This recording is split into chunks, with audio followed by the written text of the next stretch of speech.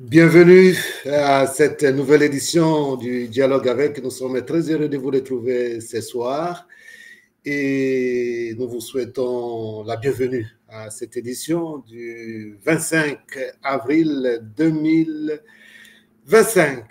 Et nous saluons tous ceux et toutes celles qui nous suivent à travers nos différentes plateformes, à travers YouTube, à travers Facebook, à travers Instagram, à travers TikTok, mais aussi à travers X ou Twitter.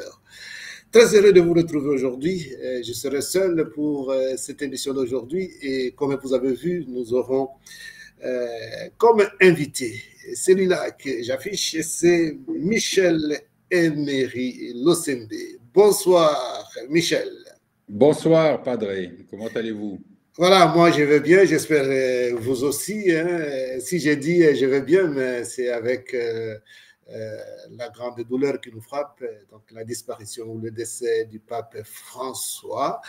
Et nous assumons, c'est le destin de Dieu. Donc c'est un peu, quand j'ai dit je vais bien, mais c'est en portant quand même de manière spirituelle le décès du pape François. Et vous, si vous allez bien, mais juste après d'avoir répondu à cette petite question, je vais vous dire quelque chose.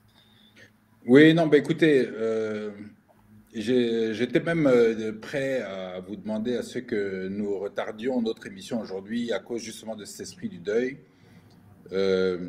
Mais j'étais aussi interpellé par le fait que le pape ait décidé de rejoindre le Père le jour même de la Pâque. Et le jour de la Pâque est synonyme du jour le renouveau de la vie, le renouveau. Donc, il était quand même important que nous prenions sur nous de continuer à vivre et de relancer cette vie-là. Et j'ai accepté votre proposition de maintenir l'émission malgré cet esprit de deuil. Parce que, bon, le pape, pour nous et pour les Congolais en particulier, avait une très grande importance dans la vie des chrétiens, même au-delà. Hein. Je pense qu'il a occupé un espace très important de nos vies, donc c'est normal qu'on accuse le coup. Voilà, merci beaucoup Michel. Mais justement, pour commencer, nous allons avoir une pensée pour le pape François. Comme vous avez dit, il a visité la République démocratique du Congo et ces derniers temps, dans ses messages, surtout le dimanche, pendant la prière de l'Angélus, il ne cessait de citer la République du Congo pour la situation que traverse ce pays à travers, disons, la guerre de l'Est du pays. Pas seulement Saint-Michel, il y a presque une année, presque déjà, c'était durant la fête de Pâques l'année passée, et vous aviez assisté à la messe du pape de Pâques. Alors ça, c'est un souvenir aussi que vous gardez dans votre cœur d'avoir assisté il y a une année à la messe du pape. Alors nous allons vraiment avoir la pensée pour lui, n'est-ce pas Michel? Tout à fait. Voilà, alors nous allons maintenant lancer notre émission avec vous. Vous êtes notre invité aujourd'hui et d'habitude, puisque vous suivez quand même nos programmes et nos émissions, vous savez un peu comment ça se déroule. Et ce que je vais commencer, disons, ce que je vais vous demander maintenant pour commencer à parler de vous, pour commencer à dialoguer vraiment, c'est que vous puissiez nous tracer un peu le parcours de votre enfance et surtout le parcours scolaire et académique pour que les noms qu'on connaît de Michel Emery Losembe et que les gens puissent mettre maintenant un peu tout le background de Michel, puisque on vous connaît, dans le titre j'ai mis le banquier, puisque dans le secteur des banques, des finances, mais on va comprendre un peu comment est-ce que vous êtes arrivé là. Et donc, le cheminement. Voilà pour l'enfance, les études surtout, donc le parcours éducationnel. Bon, mon cursus ne me prédestinait pas forcément à faire de la finance. plus tard, puisque je suis fils d'homme politique et de diplomate essentiellement. Mon père, Mario Philippe Cardozo Losembe, donc Losembe était le nom de sa mère, Cardozo le nom de son père, et au moment où le pays sous Mobutu a changé de nom de Congo à Zaïre, il avait été décidé à l'époque que les Zaïrois qui avaient des noms d'origine étrangère puissent choisir leur camp, comme Mobutu aimait bien le dire dans ses discours populaires. Et mon père, à ce moment-là, a décidé de prendre le nom de sa mère, donc Losembe, le nom de ma grand-mère paternelle, parce que son père Cardozo ne l'avait jamais reconnu, mais comme l'administration coloniale belge à l'époque obligeait à ce que les gens soient identifiés, le nom de son père biologique lui avait été collé. Donc il s'est appelé Cardozo toute sa vie, mais il ne s'est jamais senti comme un Cardozo. Donc il a pris le nom de sa mère, Losembe, qui est un nom bien lokélé de chez nous, de Yalocha Yangambilotokila. Et c'est ce nom-là qu'il a porté et qui nous a transmis et qui fait aujourd'hui notre ancrage véritable sur la culture et nos origines profondes. Donc, mon père, donc diplomate, il était le premier ambassadeur de la République démocratique du Congo aux Nations Unies au moment de l'indépendance. Et c'est un peu après cette période-là que je viens au monde. Et bon, j'accompagne comme jeune enfant mon père dans toutes les fonctions diplomatiques qu'il a occupées à l'époque, pendant une dizaine d'années. Donc, il a été successivement ambassadeur aux Nations Unies, comme je l'ai dit, mais après ça, aux États-Unis, à Washington, puis à Londres, puis au Japon, puis au Maroc. Donc, il a fait toute une carrière diplomatique. Et bon, nous, on était trimballés derrière dans les différentes écoles, essentiellement des lycées français, parce que comme vous le savez, la France est le seul pays qui a déployé à travers le monde un système de lycées français qui ont le même niveau de formation, les mêmes programmes partout dans le monde où ils s'installent. Et c'est très pratique. Quand on est francophone, diplomate, il y a beaucoup qui inscrivent leurs enfants dans les écoles françaises et nous avons fait partie de ce lot-là. Et fin des années 60, mon père revient en RDC dans le gouvernement comme ministre de l'Éducation nationale, puis ministre des Affaires étrangères. Et à ce moment-là, bon, nous rentrons tous avec lui et nous sommes à l'école française dans des cours tout à fait classiques. Et à un moment donné, le régime de l'époque prend la mesure que tous les Zaïrois devaient quitter les écoles consulaires. Et nous avons donc rejoint le mont Amba à Lovanium. Et c'est là que j'ai fait une grande partie de mon secondaire dans l'orientation économique avant d'aller en Belgique faire mes études universitaires. Donc voilà un peu, le parcours est assez simple finalement. Donc c'était une formation de base classique dans les lycées français avec une orientation sur l'économie. L'économie qui a toujours été d'un grand intérêt pour moi et qui a fait la trame de tout ce que j'ai eu à faire par la suite. Voilà, quand vous parlez de l'école secondaire au Moamba, et vous avez parlé d'économie, mais à ma connaissance, il n'y a pas de section économie, c'est sciences commerciales. Est-ce que c'était quelle section? Oui, sciences commerciales. C'est sciences commerciales qui mènent à l'économie par la suite. Donc, ok. c'est cette passion-là que j'ai été au Moamba. Et voilà. Et puis alors, vous avez essayé d'être bref pour les études universitaires. Et vous m'avez dit que d'abord l'enfance, alors je me suis appesanti sur l'enfance. Voilà. Bon, mais maintenant, à l'université, vous avez un peu abrégé puisque vous l'avez fait en Belgique, justement. Là, je voudrais un peu que vous puissiez approfondir pour qu'on sache, puisque ça conditionne la suite. Oui, bien sûr. Ouais. Non, bon, en Belgique, donc, je me suis inscrit à l'ICHEC, l'Institut catholique des hautes études commerciales. Mais bon, j'ai pas commencé là d'abord. J'ai commencé à l'Université libre de Bruxelles, à l'ULB, dans la faculté de Solvay, la faculté d'ingénierie commerciale, comme la première année où j'ai démarré là. Et le système ne m'avait pas plu du tout. L'Université libre de Bruxelles, c'est des milliers d'étudiants. L'auditoire de la première année, la première candidature, je crois que nous avions 5 ou 600 étudiants. Et ça avait commencé d'ailleurs avec une séance assez traumatisante de notre professeur je crois que c'était les statistiques multivariées, quelque chose comme ça, quelque chose de technique, ou les mathématiques ou les statistiques, et qui disait que chacun doit bien se regarder. Regardez votre voisin de gauche, regardez votre voisin de droite, et dites-vous que l'année prochaine, ils ne seront pas là, parce qu'ils n'auront pas passé les filtres, et que tout le système était basé sur un filtrage très sélectif et qui était assez impersonnel.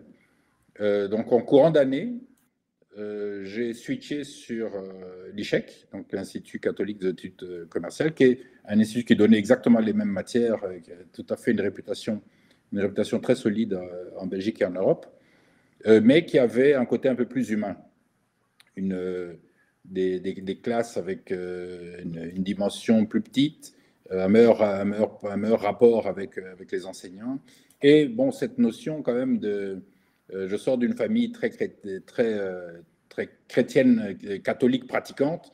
Donc, mes parents, à l'époque, avaient estimé que s'il y avait quelque part des valeurs chrétiennes dans les études que nous faisions, c'était une bonne chose. Et l'ICHEC nous a paru comme quelque chose qui était plus proche de nos valeurs et qui était un peu moins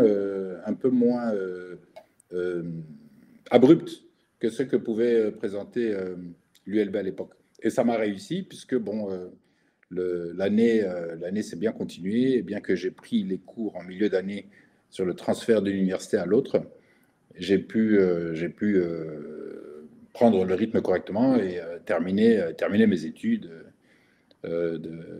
d'ingénieur commercial à l'ICHEC. Et alors, quand vous parlez de l'ICHEC, là, donc l'Institut catholique des hautes études commerciales, voilà. Est-ce que c'était un peu comme un institut où convergeaient les enfants de politiciens congolais? Je ne sais pas si vous allez comprendre la quintessence de ma question. Oui, non, mais contrairement, non, il n'y avait pas beaucoup de Congolais dans notre année. Bon, là, moi, j'ai précisé, oui. Congolais. J'ai bien compris. J'ai bien compris vers où vous voulez venir. Donc, mais si je regarde dans notre général, nous n'avions pas beaucoup de Congolais cette année-là. Je crois que nous étions dans ma promotion moins d'une dizaine de Congolais, quand même sur 200-300 étudiants, c'est pas grand-chose. Et bon, le hasard fait que, oui, effectivement, on s'est retrouvé avec un certain nombre d'étudiants qui sont devenus des amis et qui étaient aussi des enfants d'hommes, disons, pas forcément d'hommes politiques, mais d'hommes connus ou d'hommes d'affaires de la société de l'époque. Alors, moi, je ne sais pas si là vous faites, comme vous avez dit, votre papa était diplomate. Mais là, vous essayez d'être diplomate pour ne pas me dire des choses clairement. Bon, moi, je vais essayer d'être diplomate aussi direct. Alors, vous avez étudié notamment à l'Institut catholique des hautes études commerciales avec Olivier Kamitatou, que je sais s'il est en train de nous suivre, et puis Jean-Pierre Bemba aussi. Alors, les deux sont politiques. Et oui, aujourd'hui, ils sont tous les deux. Je suis l'exception qui confirme. Non, je vais arriver, Michel, je vais arriver. Donc, les deux sont politiques et vous, comme même enfant aussi d'un politique ou d'un politicien, vous n'avez pas été tenté, par exemple, de faire aussi la politique comme vos amis de l'Institut catholique de hautes études commerciales, nommément Olivier Kamitatou et Jean-Pierre Bemba. Non, écoutez, je pense que d'ailleurs, quand nous avons terminé nos études, bon, il y avait nous trois, mais on n'était pas les seuls. Nous avions Bob Mandungu, nous avions Bernadette Wakabwanga, nous étions plusieurs Congolais qui sont tous retrouvés. On a terminé nos études à peu près en même temps. Il y avait André Kinduelo, donc on avait quand même un certain nombre de compatriotes qui étaient avec nous là-bas. Et quand nous sommes rentrés, personne n'est rentré en politique tout de suite. Tout le monde est allé travailler dans le secteur privé. Jean-Pierre Bemba est allé travailler pour son père, le groupe Sibé Zahir à l'époque, qui était très connu, qui avait des très grosses affaires. Olivier Kamitatou est rentré dans la presse. Il était devenu rédacteur en chef de Zahir Magazine, qui était un magazine qui était très lu à l'époque. Moi, je suis allé directement dans la banque. J'ai été pratiquement engagé sur le banc. Après une expérience quand même, j'ai fait une expérience parce que mon père, qui lui n'était plus en politique au moment où j'ai terminé mes études, s'était reconverti dans les affaires, avait des plantations de café dans le alors, Michel, là, vous êtes allé déjà au-delà de ma question. C'était savoir. Oui, exactement. Donc, je n'ai pas été en politique. Voilà, le cheminement, personne n'a commencé par la politique. La politique est un développement qui est venu par la suite et que moi, je n'ai pas suivi. OK. Là, je vous ai compris. Donc, j'ai la réponse. J'ai la réponse à ma question. Oui. Maintenant, c'était le parcours éducationnel, hein, la formation, études et ça comme ça. Et vous avez fini en fait l'Institut catholique de hautes études de commerce, des liaisons commerciales en quelle année là? En 86. En 86. Oui. Ça va bientôt faire 40 ans, donc c'est pas hier. Hein. En 86, moi je sais à peu près où j'étais hors du pays. Bon, et ça fait déjà quand même plusieurs années, évidemment. Alors, maintenant, nous allons aborder l'autre parcours. Maintenant, depuis 86, d'ici l'année prochaine, ça sera déjà une quarantaine d'années. Oui, exactement. Et voilà, c'est déjà beaucoup. Hein. Alors, parcours professionnel maintenant, nous allons découvrir maintenant beaucoup de choses, puisque c'est pendant ce parcours professionnel qu'on connaît Michel Losembe, pas seulement derrière le nom du papa, mais maintenant comme Michel Losembe que nous connaissons aujourd'hui. Alors, parcours professionnel. Bon, je termine mes études en 86 et je décide d'aller dans les affaires immédiatement. J'étais convaincu, d'ailleurs, le Zaïre de l'époque n'avait pas encore les grandes difficultés économiques qu'il a connues par la suite, qui étaient en fait le résultat des crises politiques qui sont intervenues dans les années 90. Donc, fin des années 80, il y a encore beaucoup de choses qui fonctionnent. Il y a beaucoup d'espoir pour lancer des initiatives économiques. Et je décide de me lancer dans les affaires. Et à l'époque, mon père est à la tête d'une PME agricole qui s'appelait la SOPAZ, une société agricole des produits agricoles du Zaïre, essentiellement installée dans la province orientale, donc chez nous.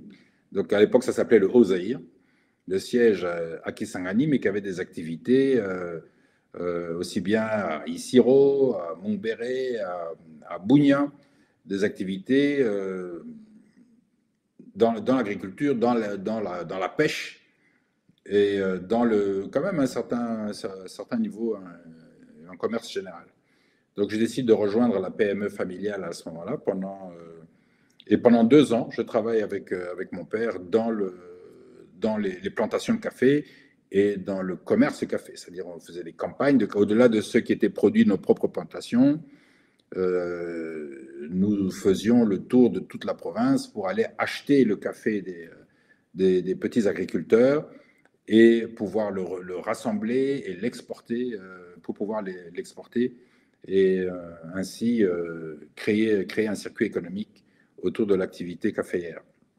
Ça a fonctionné très bien pendant 2 ans. Et à un moment donné, le Zaïre est rentré dans un cycle infernal de difficultés économiques liées déjà à des problèmes politiques à l'époque. Hein. Nous étions sur la fin du régime Mobutu. Il y avait des grands problèmes sur la maintenance des infrastructures, et des problèmes d'approvisionnement de carburant. Et ce qui a tué l'agriculture et les affaires de mon père à l'époque, c'était surtout la libéralisation des activités artisanales minières. C'est-à-dire que le gouvernement à l'époque, pour renforcer les réserves de change du pays, avait décidé d'autoriser l'exploitation artisanale de l'or et du diamant. Et tout le pays a été pris de la fièvre de l'or. En tout cas, chez nous, à la province orientale, c'était l'or et au Kasaï, c'était le diamant. Tous les ouvriers agricoles ont abandonné le travail des plantations et sont devenus des creuseurs d'or, se sont rués là où ils pensaient qu'ils allaient trouver de l'or. Et ça a créé ça avait fortement déstabilisé l'activité économique dans le secteur de l'agriculture à l'époque. Nous n'avions aucun problème d'insécurité, par contre. Hein. Je me promenais, mon chauffeur et moi, en pick-up, et on roulait dans toute la province orientale. À l'époque, les routes le permettaient encore. Nous n'avions pas les bourbiers qu'il y a aujourd'hui. Nous pouvions aller de Bunia à Kisangani en une journée et demie, sans trop de difficultés.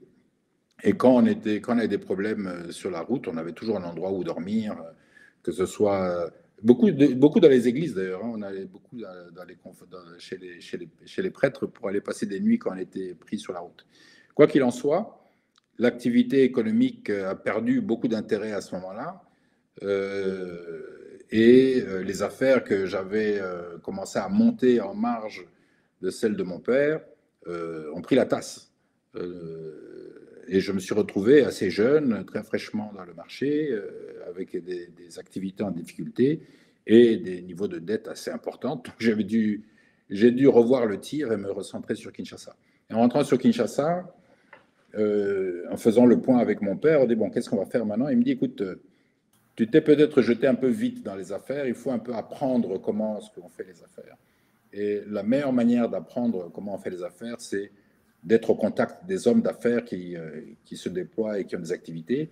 Et le carrefour où tous les hommes d'affaires se retrouvent, ce sont les banques. Donc, la suggestion de mon père m'a poussé à aller travailler dans une banque. Au départ, c'était pour un certain temps pour faire vraiment l'apprentissage de l'économie locale et les connaissances. Parce que bon, les affaires, c'est une question de réseau.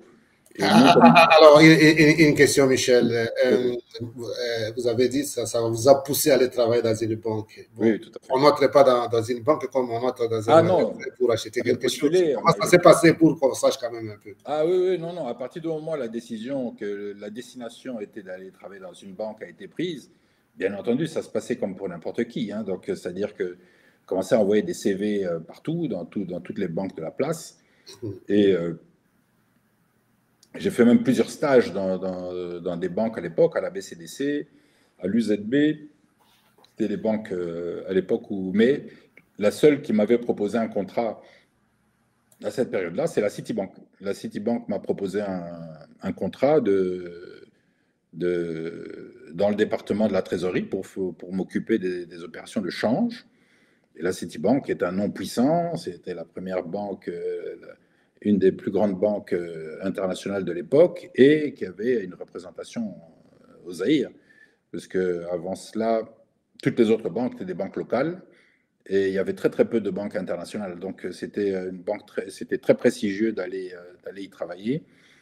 Et surtout, c'était une certitude quelque part d'avoir des formations de très haut niveau, de niveau international, parce que la Citibank avait comme politique, quand ils engageaient des cadres, quel que soit l'endroit dans le monde où vous êtes engagé, Citibank était dans plus d'une centaine de pays à l'époque, vous êtes susceptible d'être muté dans n'importe quelle autre banque du réseau et vous devez être capable de suivre, que vous soyez dans un environnement très développé ou comme au Zaïre à l'époque, un pays en voie de développement, vous aviez le même niveau de formation et le même niveau de compétence. Donc en cela, c'était quelque chose de très intéressant et bien entendu, bien que les salaires n'étaient absolument pas attractifs, je me suis jeté dessus.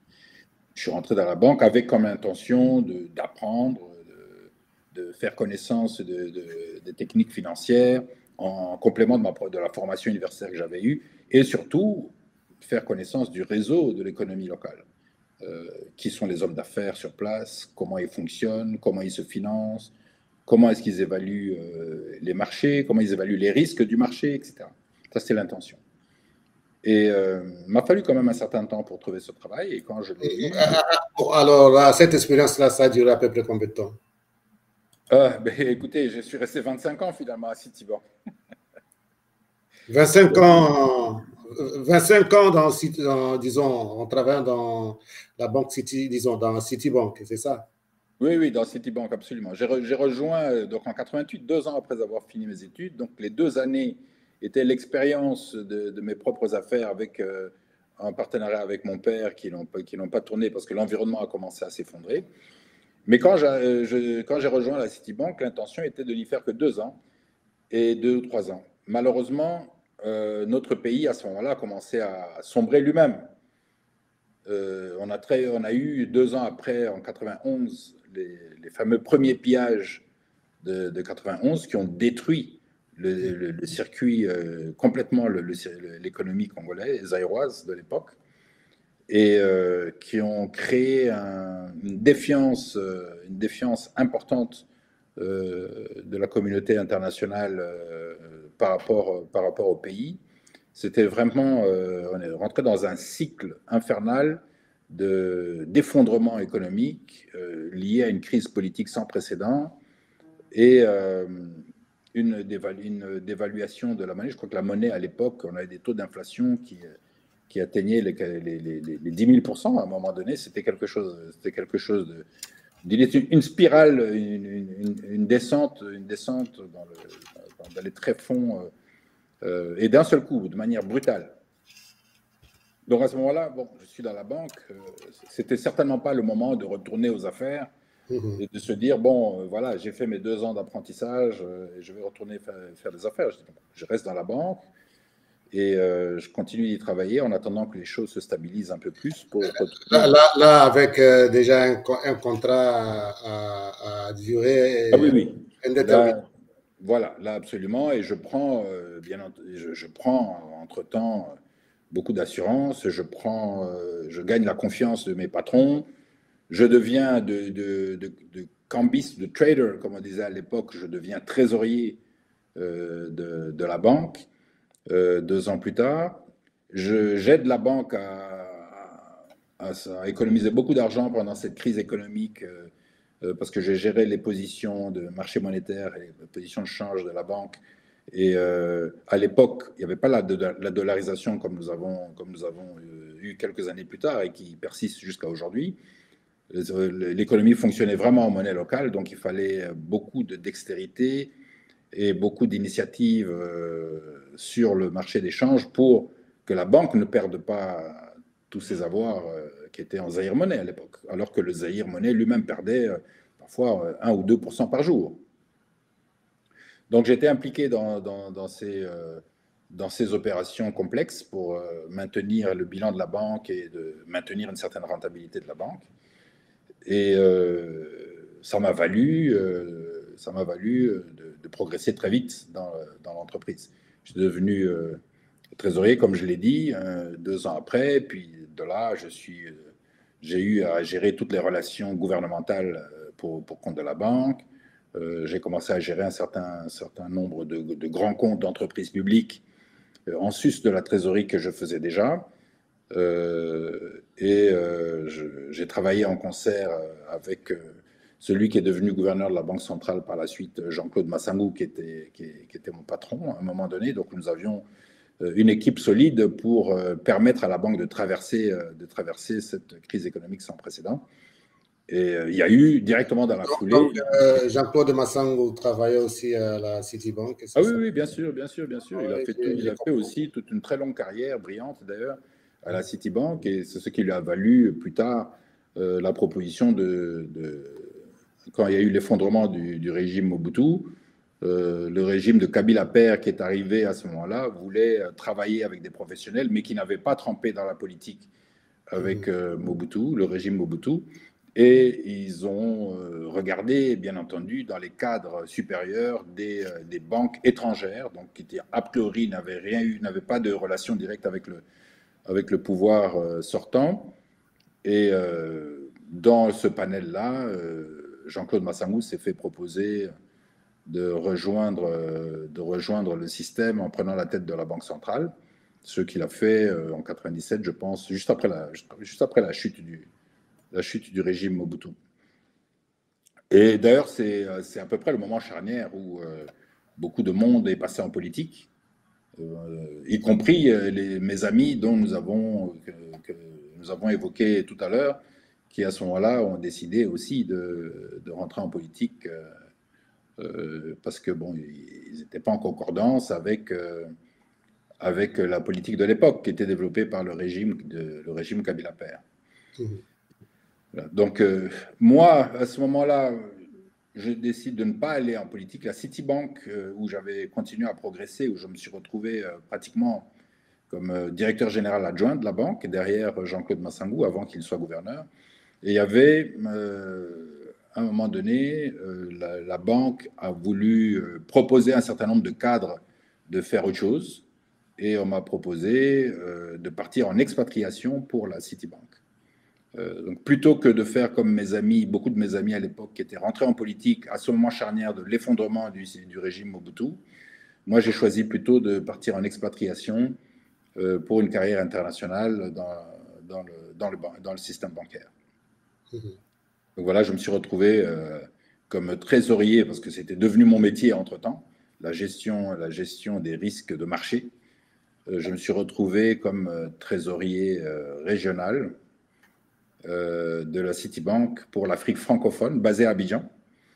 Et de là, je couvrais toute la partie francophone de l'Afrique en matière des produits de trésorerie, de gestion de bilan pour compte de Citibank.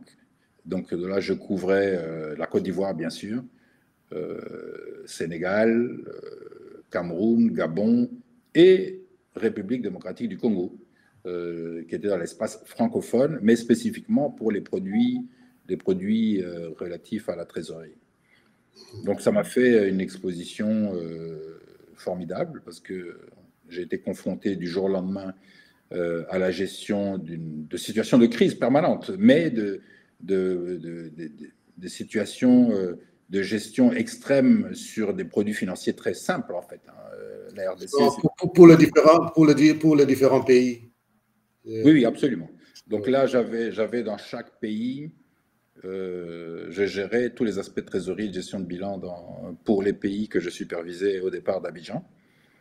Et donc, ça m'a permis d'avoir une exposition importante sur des économies beaucoup plus développées que ce que le Zaïre et la RDC de l'époque n'étaient.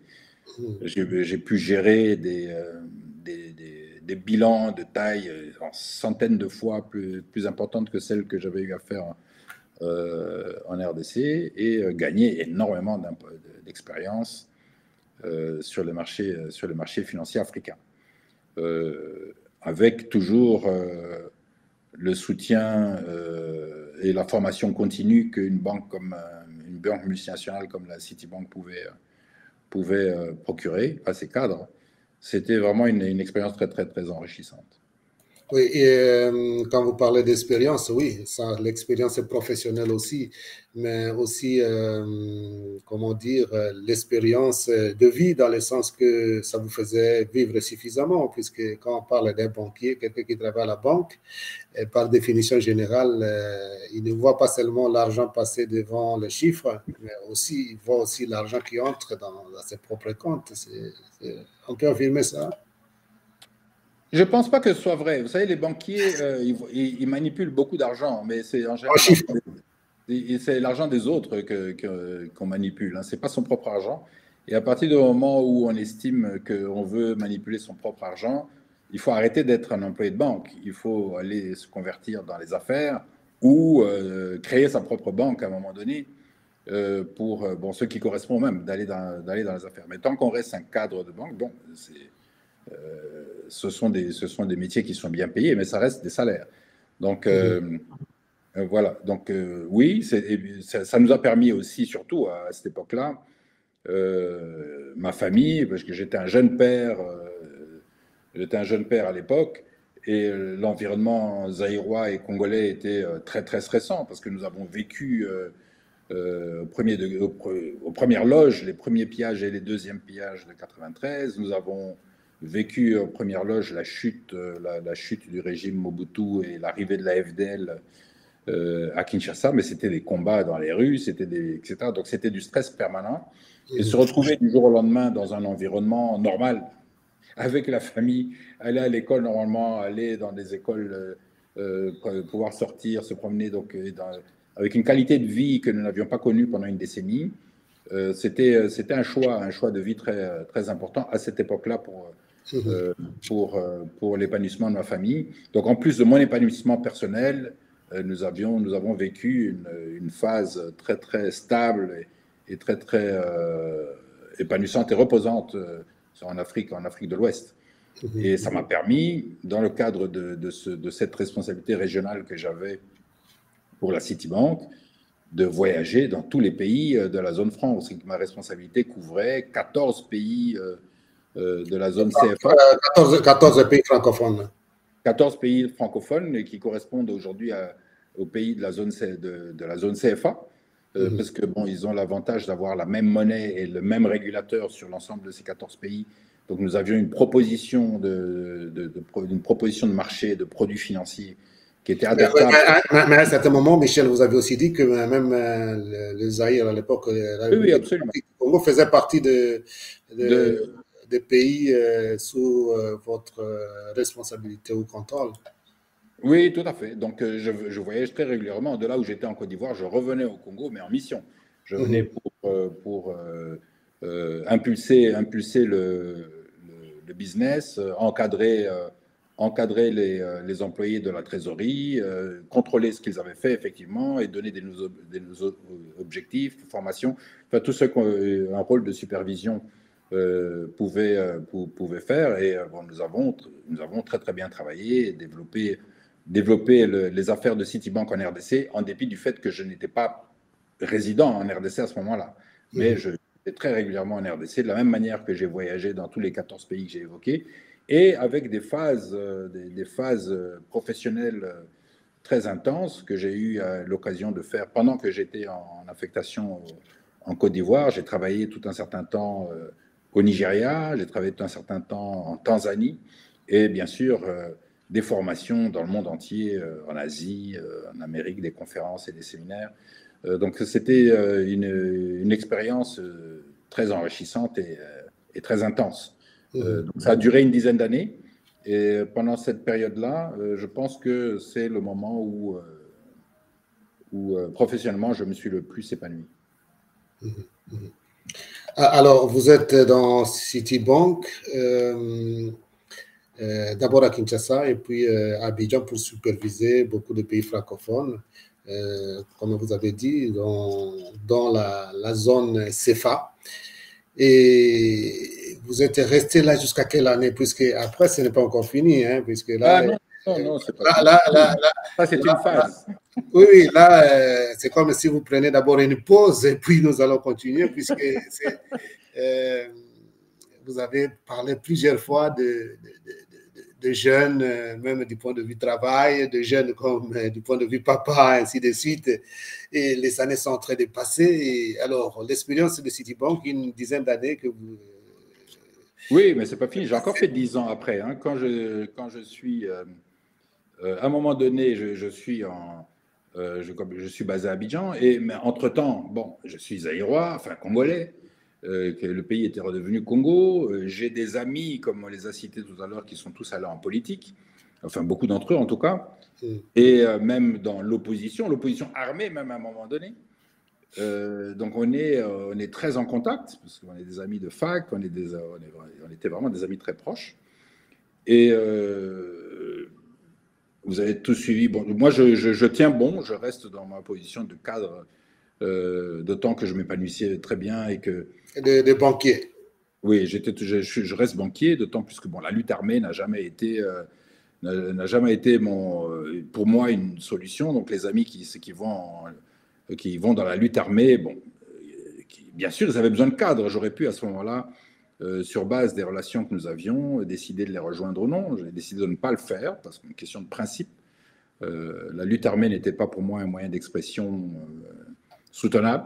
Donc je suis resté en Côte d'Ivoire. Par contre, quand il y a eu des accords politiques importants à Sun City en 2002, et que tous les différents belligérants se sont retrouvés autour d'une table et sont revenus dans le pays pour constituer ce qu'on a appelé le système du 1+4, donc c'est-à-dire des accords politiques, des négociations de Sun City sont sorties des accords politiques. Les accords politiques ont été mis sur pied, donc la guerre civile prenait fin. Les différents groupes politiques opposants, armés ou non armés, se sont retrouvés à créer de nouvelles institutions. Et mon temps à Abidjan arrivait à la fin. Donc j'avais soit le choix de continuer une carrière internationale en allant dans d'autres environnements. D'ailleurs, on m'avait proposé, mon job était déjà préparé pour avoir la même position de trésorier régional, mais pour le Maghreb, basé en Tunisie, où j'aurais couvert tous les pays du Maghreb pour Citibank, donc la Tunisie, le Maroc, l'Algérie, l'Égypte encore à l'époque. Donc ça, c'était ma mutation était déjà pratiquement annoncée. Et j'ai eu l'appel du pays à ce moment-là. Ah, voilà, alors nous allons passer à cet appel du... J'ai eu un appel du pays. Oui, attendez un peu, Michel. Nous allons prendre cette étape d'appel du pays, évidemment, mais pour faire un peu une petite pause, nous allons quand même jeter un coup d'œil sur les messages que nous recevons, puisqu'il y a nos téléspectateurs qui suivent. Hein. Il faut tenir compte d'eux, puisque sinon, on va lire ce qu'ils ont écrit pour cette étape. Hein. Il faut quand même qu'on lise ça. Et donc, on demande aussi à tous ceux qui nous suivent, surtout à travers les différentes plateformes, de s'abonner surtout sur notre chaîne YouTube, afin de ne rien manquer de nos émissions et de nos interviews. Alors, on voit un peu ce qu'écrivent nos téléspectateurs. On commence par Monsieur Yannick Malembi qui dit ceci. Hein, bon, je ne sais pas pourquoi il vous appelle le président. Bonjour, président, quelles sont vos relations avec Olivier Kamitatou? Voilà. Alors, on va un peu, je lis tout à la fois, ou bien vous voulez répondre direct à chacun, ou bien je lis d'abord et puis vous allez essayer de ramasser. Voilà. Et puis, toujours Yannick. Vous pouvez donner plusieurs questions, comme ça, s'il y en a plusieurs dans le même. Oui. Voilà, bon, on prend puisque c'est le même qui écrit. Félicitations pour votre parcours très riche. Voilà, ça, ce n'est pas une question. Et puis, il y a un autre, Brunette Locosa, félicitations pour le parcours. Donc, ce n'est pas aussi une question. Jusqu'à présent, il n'y a qu'une seule question. Et puis, toujours Brunette Locosa, surtout, j'ai aimé votre réponse disant que l'argent manipulé ne vous appartenait pas. Voilà, c'est l'intervention un peu de nos téléspectateurs. Donc, il n'y a qu'une seule question pour le moment. Donc, c'est de M. Yannick Malembi. Bonjour, Président. Quelles sont vos relations avec Olivier Kamitatou? Voilà, c'est une question, mais je crois que... voilà. Oui, mais écoutez, Olivier Kamitatou est un ami, donc l'amitié, elle est là. On se connaît depuis l'université. On s'est connus à l'université à l'ICHEC. On ne se connaissait pas avant. On s'est retrouvés quand j'ai commencé, j'ai rejoint l'ICHEC, j'ai trouvé là-bas Olivier Kamitatou. Nous avons fait connaissance tout de suite. Bon, nos parents se connaissaient, bien sûr. Hein. Losembe et Kamitatou, le vieux Cléophas et Mario Losembe, ces deux vieux routiers de la politique en RDC, ils se connaissaient. Ils n'ont pas toujours été dans le même camp. Ils ont eu des différends ou des différences ou des différences d'idées. Ils n'étaient pas dans les mêmes tendances politiques, mais en tant qu'individus, ils s'appréciaient beaucoup et ils se rencontraient régulièrement d'ailleurs. Et bien que je ne connaissais pas Olivier personnellement, dès que nous nous sommes retrouvés à l'ICHEC, nous sommes très rapidement devenus des très bons amis, au point que je suis même le parrain de baptême de sa fille aînée. Donc nous connaissons très bien. Bon, chacun a choisi sa voie professionnelle maintenant. Monsieur Olivier Kamitatou a une carrière politique très riche et variée. Et moi, je suis resté dans le métier bancaire. Donc, mais nous avons toujours maintenu des relations parfois plus étroite, parfois plus éloignée, en dépendant de ce que les positions géographiques nous imposent. De toute façon, quand il est passé aussi sur Dialogue avec, il a plusieurs fois cité le nom de Michel Ossengé. Ah oui, oui, non, non, absolument. Écoutez, il y a des amitiés qui sont là et qui le resteront toujours. Donc, comme nos parents n'avaient pas toujours les mêmes opinions politiques, c'est le cas pour nous aujourd'hui aussi. Donc, il est en politique, je suis dans l'économie. L'économie et le politique sont très souvent des liens de corrélation importants. On échange de temps en temps, mais bon, je ne suis pas du tout en politique avec lui. Mais voilà. Mais ça reste un ami pour répondre à votre question. Voilà, voilà, je crois que notre téléspectateur a la réponse à sa question. Alors, je vous ai arrêté quand vous avez parlé d'une nouvelle étape. C'est important pour nous, hein, quand dans la vie comme ça, on change d'étape, on change un peu de rythme ou de pays. Voilà, ça devient important, hein, d'une étape à une autre. Ça marque la vie. Alors, vous avez refusé d'aller dans le pays maghrébin, si j'ai compris, et vous avez décidé de faire autre chose. On était là. Voilà, donc je parlais de l'appel du pays. Il s'est passé quelque chose d'abord professionnel. Au moment où mon contrat se termine, est près de se terminer à Citibank Côte d'Ivoire, comme directeur régional. À l'époque, Citibank... Alors là, Michel, il y a quelque chose que j'ai manqué certainement, puisque au début, quand vous parliez de Citibank à Abidjan, vous parliez plutôt de, comment est-ce que vous avez appelé ça, dans un secteur déterminé. Mais là, vous avez parlé de directeur déjà. Oui, non, directeur, c'est un grade. Les changements, là, il faut un peu revenir pour dire que voilà, vous aviez vous occupiez de trésorerie, quelque chose comme ça, et puis vous êtes devenu quand même directeur.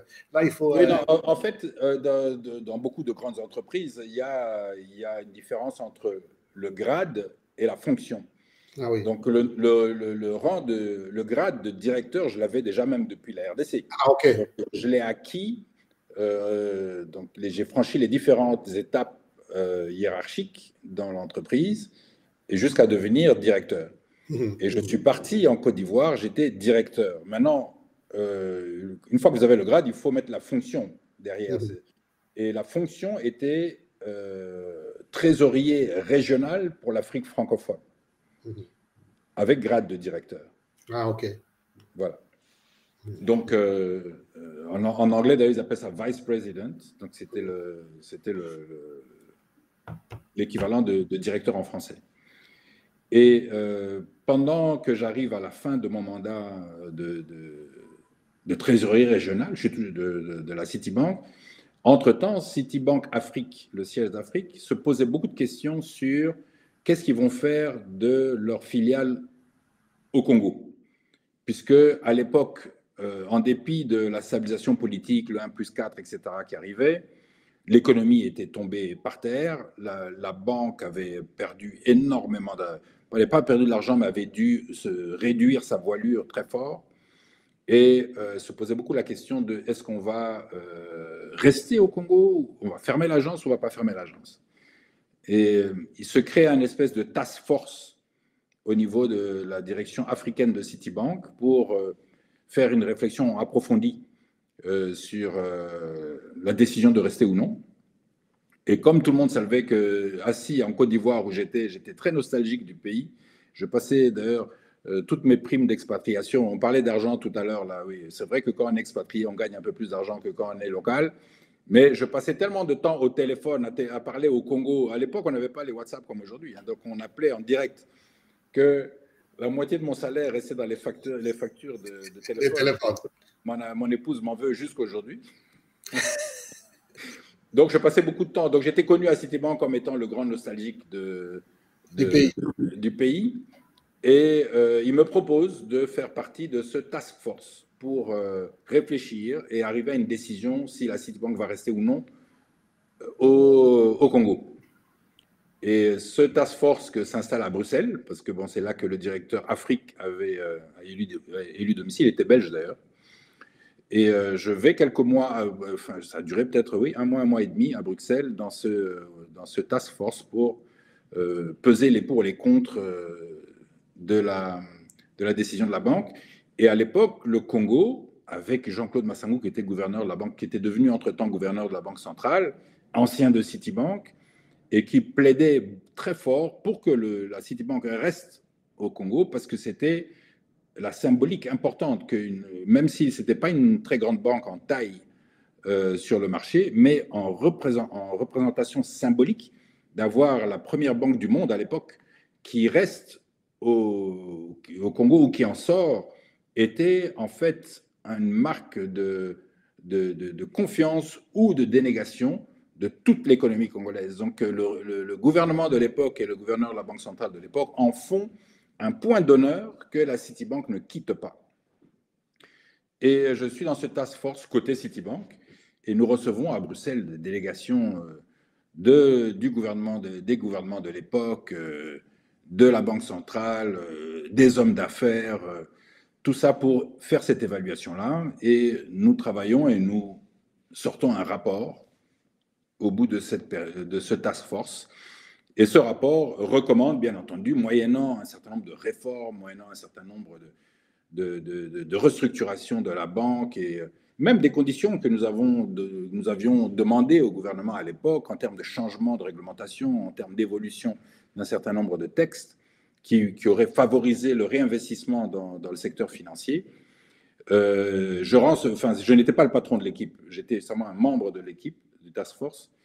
Et ce rapport est rendu à Citibank, et le rapport, la conclusion, la recommandation est de ne pas fermer. On rentre le rapport, je vais le défendre à New York, où il y avait les patrons de la division internationale de Citibank. Et en fin de course, la décision de ne pas partir est prise. Et bien entendu, le patron Afrique de l'époque, qui était, je crois, colombien, s'appelait Sébastien Paredes, il me regarde et me dit, bon, tu as travaillé là-dessus, tu connais par cœur toutes les recommandations qui sont dedans. Tu es en fin de contrat à Abidjan. C'est vrai qu'on voulait t'envoyer pour l'Afrique du Nord, mais si tu acceptes de prendre ce travail de restructuration et de relance de l'agence dans ton propre pays, on te nomme directeur général de Citibank Congo et tu vas là-bas pour exécuter le plan qui a été discuté ici.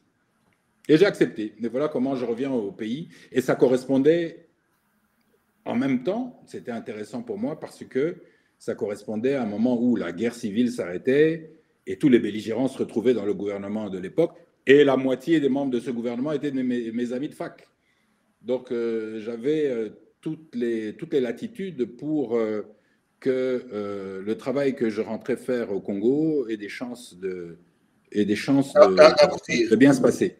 Voilà. Et voilà comment je suis rentré après autant d'années d'expatriation comme directeur général de Citibank Congo. Alors là, nous sommes en quelle année? Là, nous sommes en 2004. Nous sommes en 2004. C'est pendant le 1+4. Il y a déjà à peu près 21 ans maintenant. Voilà. Et bon, effectivement, je rentre, l'économie est en train de repartir. La fin de la guerre a permis un rebondissement de l'économie. Bon, ce n'était pas en termes de chiffres très impressionnant, mais quand vous venez du néant, c'est un peu comme quand vous êtes dans une piscine. Hein, quand vous êtes au fond de la piscine, vous donnez un coup de pied au fond, vous remontez très vite, même si vous êtes toujours sous l'eau. Et bon, c'est ça qui s'est passé à l'époque. Les autorités des gouvernements de l'époque ont donné ce coup de pied au fond de la piscine et l'économie a commencé à reprendre. Nous avons vu beaucoup de choses se repasser dans le secteur financier, bien sûr, dans le secteur minier. C'était la reprise, c'était les codes des investissements à l'époque qui étaient mis en place, le code minier qui était mis en place, le retour de l'activité économique, la stabilisation de la monnaie, la dollarisation qui était aussi indispensable à l'époque parce qu'il fallait stabiliser le pouvoir d'achat des populations. Et je fais partie de cet exercice et je prends très très vite d'autres responsabilités au-delà de la gestion de la Citibank. Je deviens Je rentre à la FEC, à la Fédération des entreprises du Congo, où je deviens très rapidement vice-président de la FEC, en charge de la commission des réformes économiques. Je prends également la vice-présidence d'abord et la présidence de l'Association congolaise des banques pendant une décennie. Et les banques, pendant cette période-là, je pense que le total du bilan des banques a avoisiné péniblement 50 millions de dollars quand je suis rentré en 2004. Et, dans l'ensemble. Oui, dans l'ensemble, oui, toutes les banques réunies. Et en 10 ans, on est passé à 1 ou 2 milliards de dollars de taille bilancielle du système financier, avec la création et la création de nouvelles banques comme la Rabobank et la Trust Merchant Bank, qui ont été créées à ce moment-là, et l'arrivée de toutes les banques panafricaines, EcoBank, Access Bank, UBA, toutes ces banques nigérianes et panafricaines sont venues s'installer en RDC au moment de ce redécollage-là. Donc j'ai pu, en tant que DG de Citibank, mais aussi à la FEC et à l'Association congolaise des banques, faire partie de ces équipes qui ont travaillé très fort pour relancer l'économie et avec un accès facile aux décideurs. C'est ça qui était intéressant parce que dans notre pays, malheureusement, il faut être capable d'influencer les décideurs pour que les choses changent.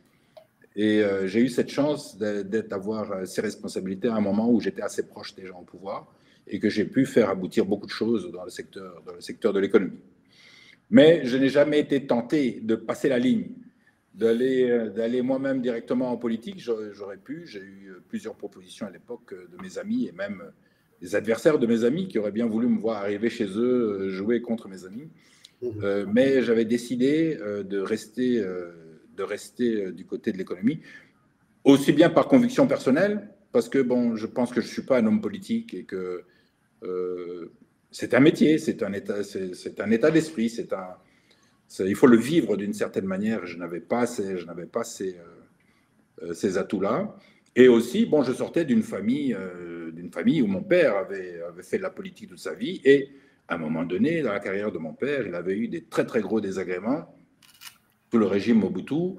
Et bon, je pense qu'à l'époque, nous, comme enfants ou comme adolescents, ça vous a marqué? Ouais, très dégoûté de cette situation-là, en pensant que la politique, c'était un monde bien à part et que, bon, on avait bien assez d'un homme dans la famille qui avait fait toute sa carrière, d'ailleurs, après la mauvaise parenthèse que mon père a connue dans le régime Mobutu, il a pu revenir aux affaires et terminer sa carrière comme vice-président du Sénat il y a quelques années, très dignement. Donc, mais bon, il faut avoir la trempe d'un homme politique que je n'avais pas.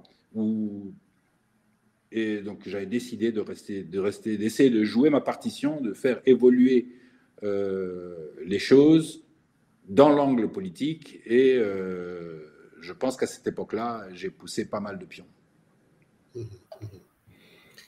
Et voilà, là, c'est une pause d'une étape. Hein. L'étape suivante. L'étape suivante, puisque, bon, voilà, là, on est encore presque à la Citibank. Hein, on ne va pas dire que c'est la fin de la carrière de Michel Losembe. Donc, comment vous avez clôturé l'étape de Citibank? Non, écoutez, Citibank, ça se passait très bien. Donc, j'ai fait presque une dizaine d'années comme directeur général de Citibank Congo, avec en plus les rôles que je viens de vous expliquer. Je suis même, oui, quand j'ai dit que je n'ai pas fait de politique, j'ai quand même mis un pied en politique à ce moment-là, parce que j'ai accepté de rentrer dans le Conseil économique et social comme conseiller de la République. Donc, comme vous savez, l'institution, le Conseil économique et social, a été créée au début des années 2000, en 2010, je pense. Elle existait déjà dans la Constitution, mais n'avait pas été mise en œuvre. A été mise en œuvre pour la première fois dans les années 2010. Et le Conseil économique et social, en fait, reprend des représentants de la société civile à plusieurs niveaux de représentation et économique également. Donc l'association congolaise des banques, la FEC, la COPEMECO et d'autres organisations, des associations patronales ou des associations d'entrepreneurs nationales ou provinciales, dépêchent des délégués participer au Conseil économique et social pour pouvoir participer dans des activités de réflexion sur des thématiques importantes et faire des propositions thématiques, des textes ou simplement des critiques positives pour le Parlement et voire le gouvernement. Donc, c'était très intéressant d'en faire partie. Je suis allé pour représenter l'Association congolaise des banques sous suggestion de l'ACB. Donc, oui, j'avais un petit pied, j'ai mis un petit pied à un moment donné comme au Conseil économique et social. Et bon, je suis arrivé à un moment donné aussi en bout de cycle. Une fois que vous avez atteint la mission qui vous avait été accordée dans un job, de la même manière qu'Abidjan, j'étais arrivé en bout de mission. À Kinshasa, comme directeur général de Citibank aussi, j'arrivais sur une fin de logique. J'avais récupéré la banque, restructuré la banque, recapitalisé la banque.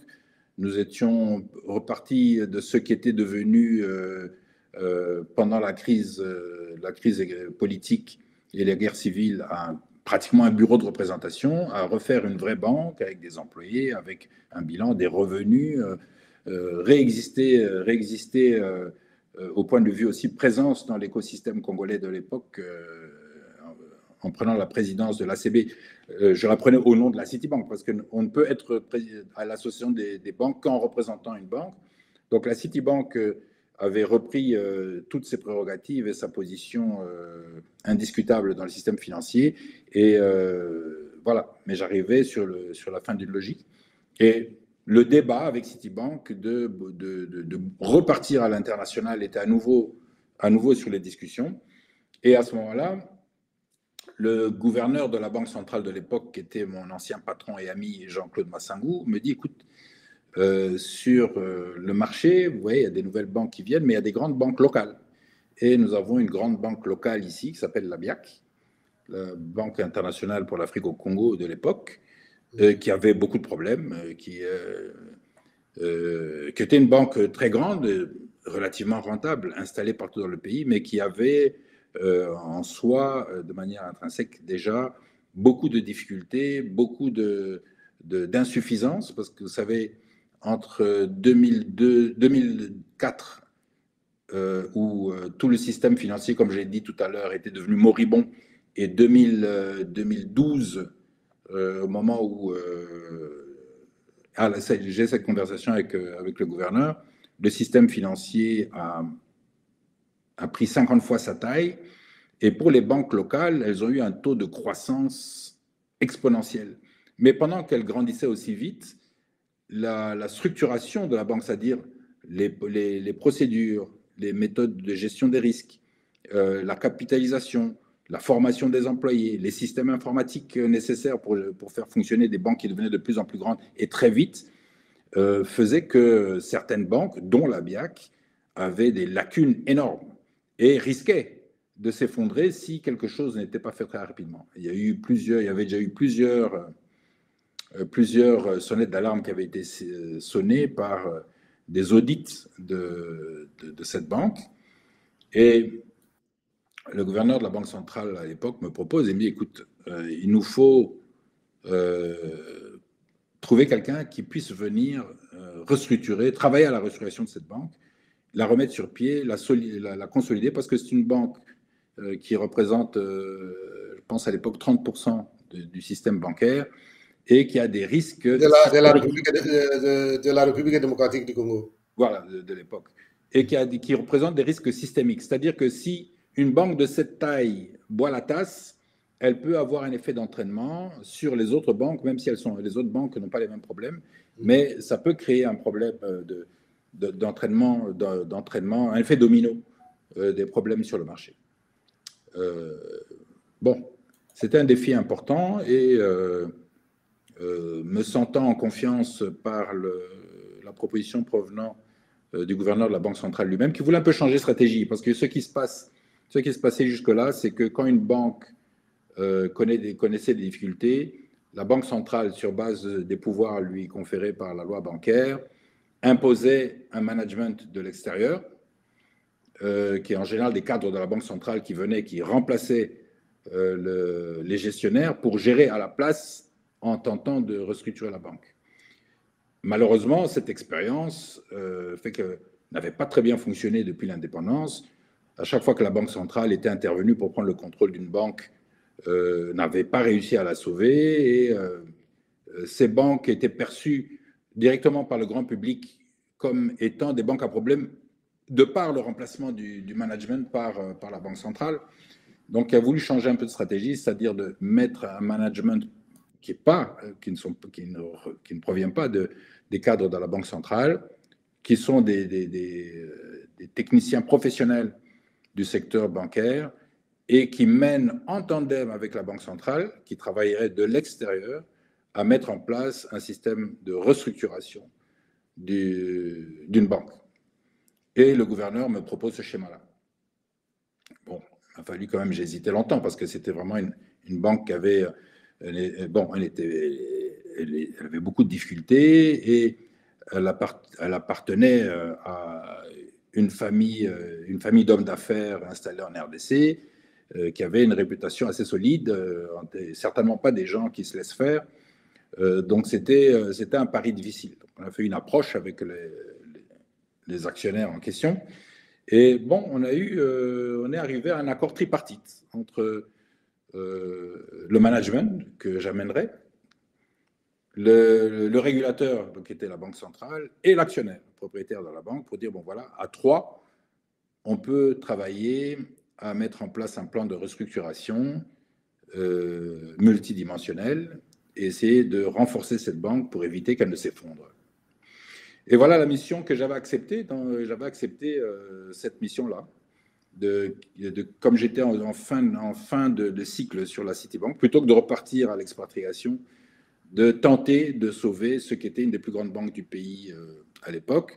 Et si l'opération, bon, la suite, vous la connaissez, l'opération n'a pas fonctionné, mais si l'opération avait fonctionné, probablement aujourd'hui, ce serait, comme vous entendez parler de Rabobank, de Equity Bank aujourd'hui, ce serait une des toutes grandes banques du pays, avec des bases solides qui lui auraient permis peut-être de rentrer dans des partenariats avec des banques internationales et de connaître une destinée différente. Bon, l'affaire ne s'est pas passée comme prévu, parce qu'il y a eu beaucoup de changements. D'abord, le gouverneur Massangou a quitté sa fonction, a été remplacé alors que le programme de restructuration commençait à peine. Et son succès. Et comme ça, d'une manière indirecte, si vous avez perdu un soutien.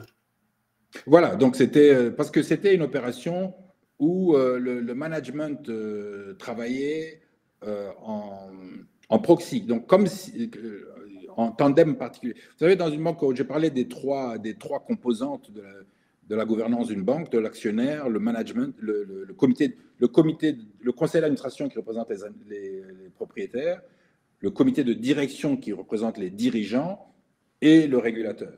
L'idéal est que les trois travaillent en symbiose.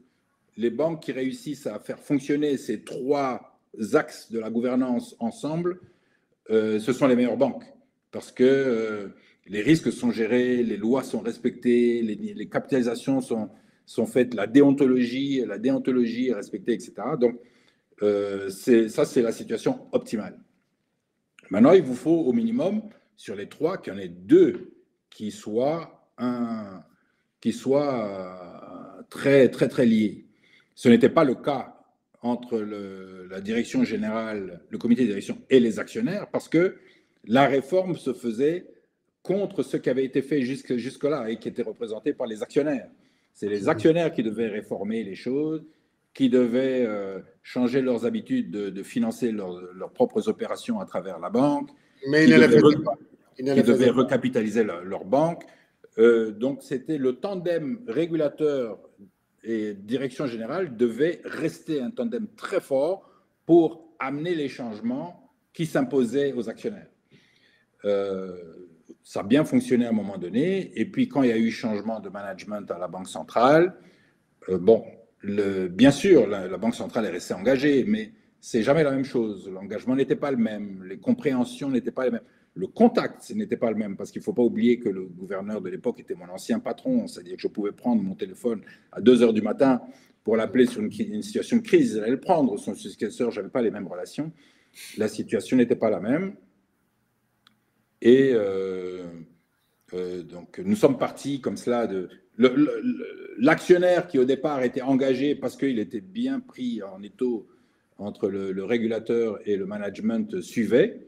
Quand il a senti que du côté régulateur, ça se relâchait un peu, il lui-même n'a pas respecté ses engagements, notamment de recapitalisation et de financement de la réforme.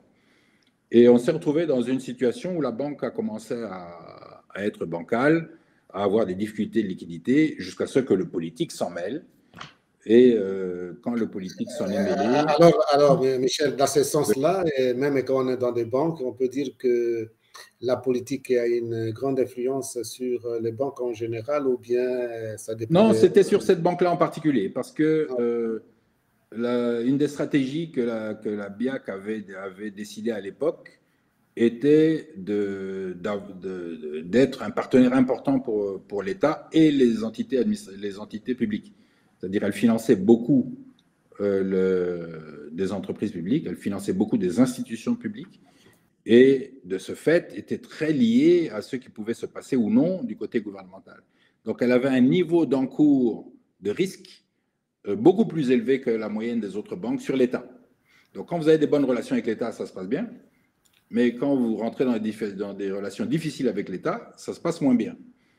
Et cette relation-là n'a pas connu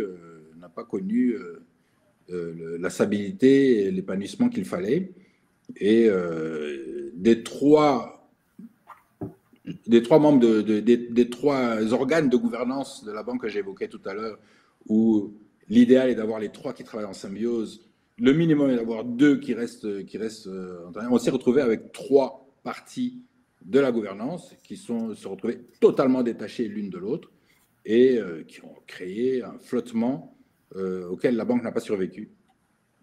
Donc voilà un peu dans l'angle de vue de la tentative de restructuration, la manière de lire cette situation de la banque. Bon, bien entendu, c'est malheureux parce que bon, ça s'est retrouvé comme... Heureusement, il n'y a pas eu d'effet systémique, ce qu'on craignait à un moment donné, que les difficultés d'une grande banque entraînent les autres banques dans la difficulté. Ça ne s'est pas passé. C'est le côté sympathique de l'histoire. Que les autres banques ont tenu, que la confiance du grand public a résisté par rapport au système financier. Et bon, ce sont les déposants de la BIAC qui ont eu à en pâtir, mais je crois savoir que depuis tout ce temps-là, une grande majorité a pu récupérer ces fonds. Mais c'est bien là la résultante de beaucoup de mauvaises trajectoires qui ont été prises et de beaucoup de mauvaises décisions. Parce que la banque n'est pas tombée parce qu'elle avait des difficultés. Elle avait déjà ces difficultés depuis longtemps. C'était des difficultés qui étaient structurelles. La banque est tombée par un phénomène qu'on appelle dans le système bancaire le run on deposit, la ruée sur les dépôts. À partir du moment où vous avez une personne vous avez une chaîne d'information qui part dans le public en disant « Méfiez-vous de cette banque-là, il faut aller récupérer vos fonds », et que vous avez tous les déposants en temps réel qui se représentent dans toutes les agences de la banque dans tout le pays. Il y avait 150 points de vente de cette banque à travers le pays. Même si la banque avait une santé hyper solide, une des meilleures banques du monde, la banque se serait effondrée. Parce que le principe de la banque est que l'argent qui est déposé dans les banques serve à financer des activités économiques. Les activités économiques ont un cycle de liquidité. C'est-à-dire que si aujourd'hui, vous financez un agriculteur qui a besoin de 9 mois entre le jour où pour revenir à l'exemple du café, que la récolte se fait tous les 9 mois, que pendant toute l'année, vous empruntez de l'argent pour financer vos salaires, votre plantation, les achats d'engrais, les différents intrants dont vous avez besoin. Et ce n'est qu'à la vente du café qui va en sortir dans 9 mois que vous allez pouvoir rembourser votre prêt. C'est-à-dire que, imaginons l'exemple que la banque ait un seul client, un seul déposant, qu'on prenne l'argent de ce déposant-là pour prêter à ce seul exportateur de café. Si le seul client, 15 jours après avoir déposé son argent, vient exiger son argent de retour, même si vous avez confiance dans l'agriculteur, vous savez qu'il va, dans 8 mois, il va vendre son café, mais si l'argent est exigé aujourd'hui et que vous ne l'avez pas, vous êtes en banqueroute. Et de manière schématique, c'est un peu ce qui s'est passé à l'époque, malheureusement, quand l'affaire de la banque s'est politisée, que le gouvernement de l'époque parlait dans les médias de la crise des crises structurelles de la banque, ça a créé ce courant de panique où tous les déposants sont venus exiger de retirer leur argent en même temps, et on s'est retrouvé dans cette situation du seul déposant qui exige son argent alors qu'il a été prêté à l'agriculteur, et en dépit des difficultés de la banque n'a pas pu résister à cet appel de liquidité. Et là où, je peux le dire librement aujourd'hui, la Banque centrale n'a pas joué son rôle non plus, parce que la Banque centrale, dans tous les pays du monde, est un prêteur de dernier ressort. C'est-à-dire que c'est elle qui met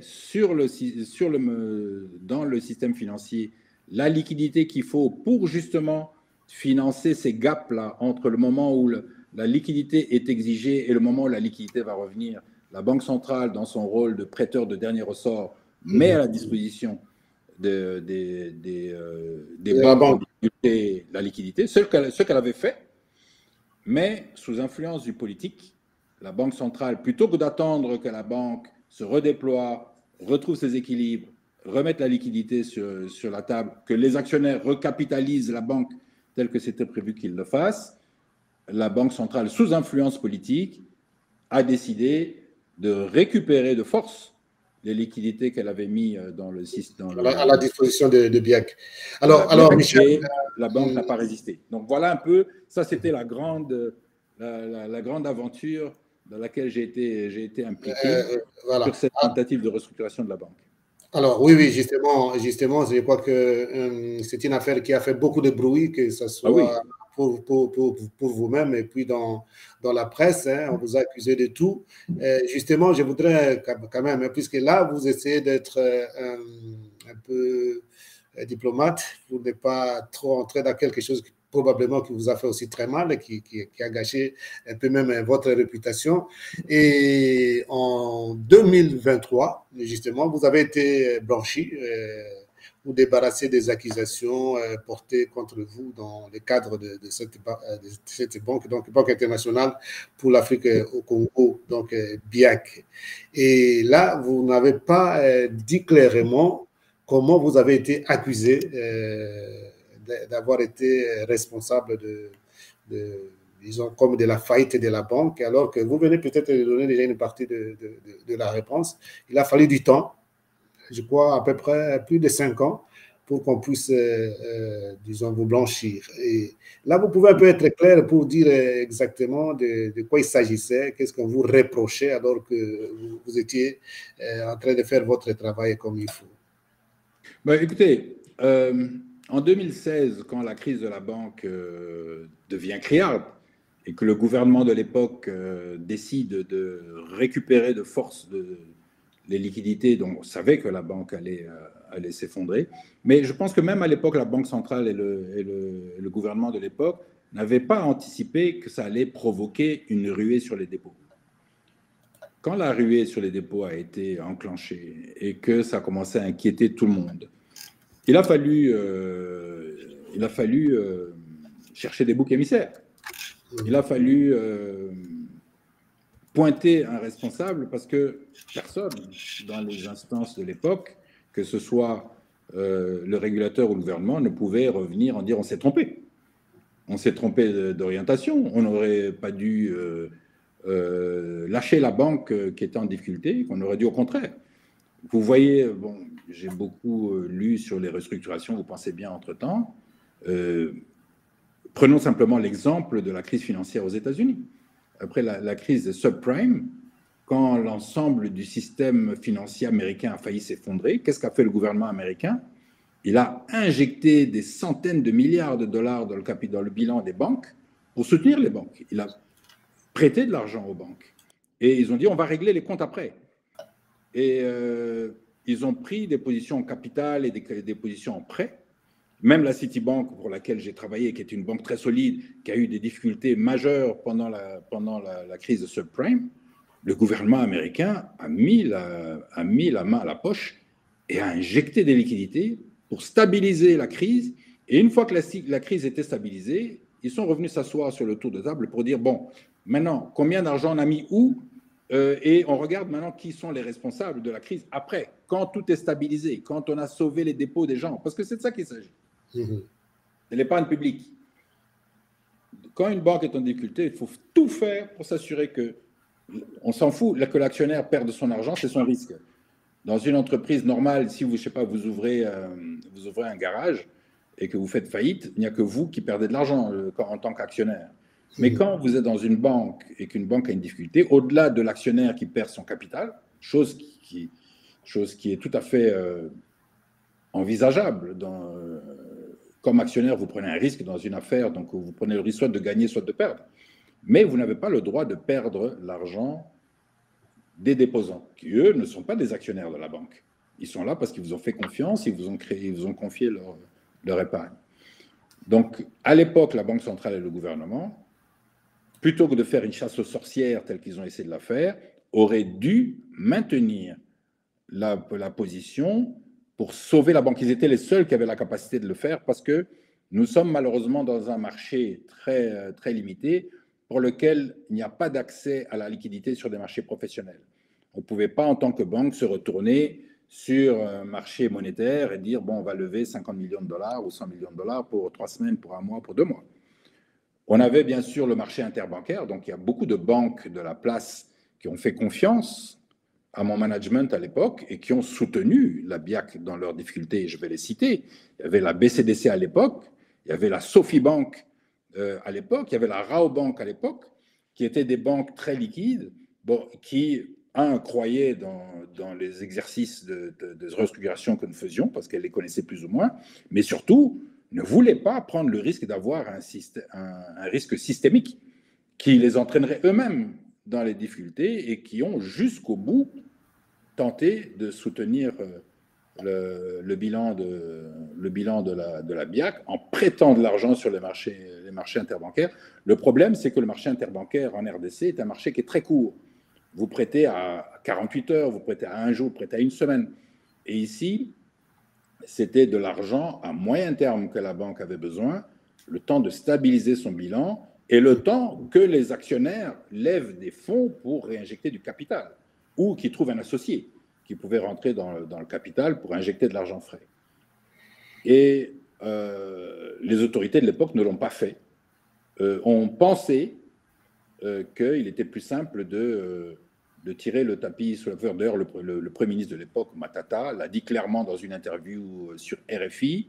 Il a dit la BIAC est un malade auquel nous avons branché une perfusion, mais ils nous ont menti. En fait, ils étaient déjà mourants, alors j'ai décidé d'enlever la perfusion.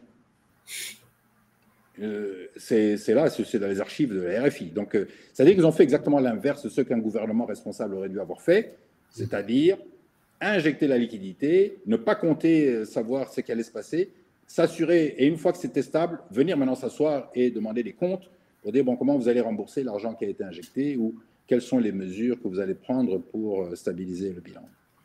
Bien sûr, je ne suis pas en train de dire que il n'y avait pas d'autres responsabilités ailleurs. Hein. Je ne suis pas non plus en train de dire que le plan de restructuration que mon management avait proposé était le meilleur du monde.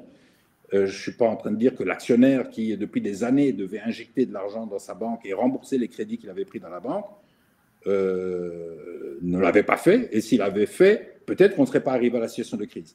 Mais la situation de crise elle-même, comme elle a été gérée, était très mal gérée. Donc, quand les autorités et banques centrales se sont rendues compte que il y a une ruée sur les dépôts, il ne faut pas oublier qu'à l'époque, la BIAC est une des banques qui a le plus d'impact populaire, parce qu'il y avait plus de un demi-million de comptes en banque. Je crois que dans les critères de l'époque, c'était une des banques avec beaucoup de comptes de particuliers, beaucoup de comptes d'épargne, et derrière une faillite de la banque ou une difficulté de la banque, ça touchait, j'avais évalué, à plus de 5 millions de personnes qui étaient impactées par cela, par les difficultés qui pouvaient avoir. Des Congolais, des étrangers, ou bien seulement des Congolais? Essentiellement des Congolais. Essentiellement des Congolais. La banque avait réussi à créer une confiance terrible. Ils avaient lancé un produit à l'époque qui s'appelait les comptes Econzo. Mais il fallait voir. Il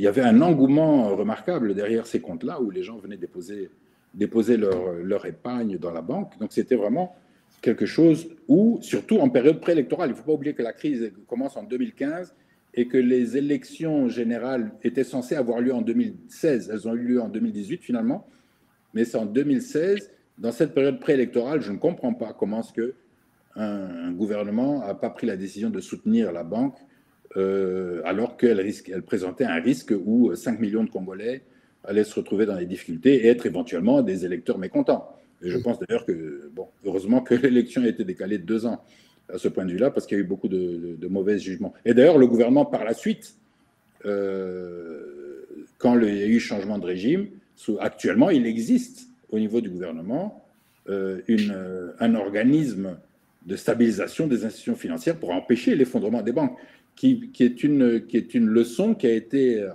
apprise de la crise de la BIAC et d'ailleurs qui a été utilisée dans